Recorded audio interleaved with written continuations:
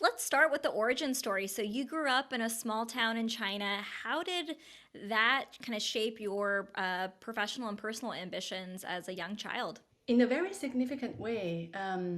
So when I grew up, I always just loved science, even when I was a little girl. And this is back in the early 90s before China opened up, right? So it was still very kind of old fashioned. I was just told, even when I was just 10 years old, I remember vividly, I can't be good in science because I'm a girl. So because of that, I have developed probably the biggest imposter syndrome you can think of. I always think I will not make it, so I just worked really, really hard because I just really love science.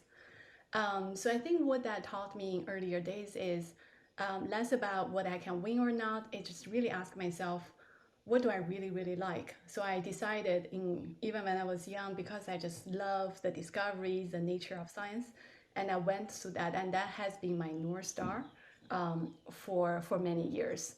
And that's why came to the US, did my PhD, and at the time thinking I would just do research and be a faculty somewhere and pursuing science. For those of us that are probably, less familiar with all the different science disciplines, I mean, why did you decide you went to Cornell for your PhD? Why did you decide biophysics? I really liked math and was mostly math when I grew up.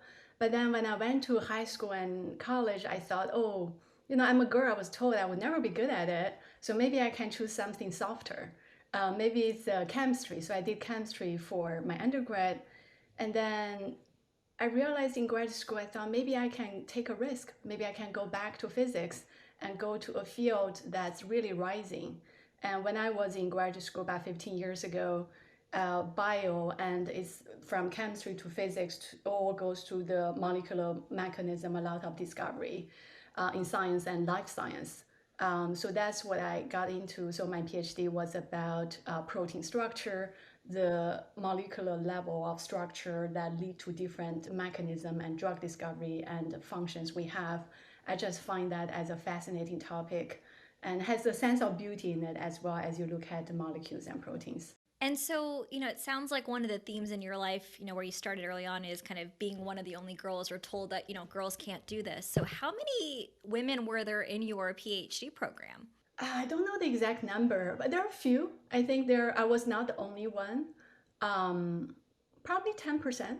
Yeah, 5 to 10%. So I was in the kind of a special science program in high school.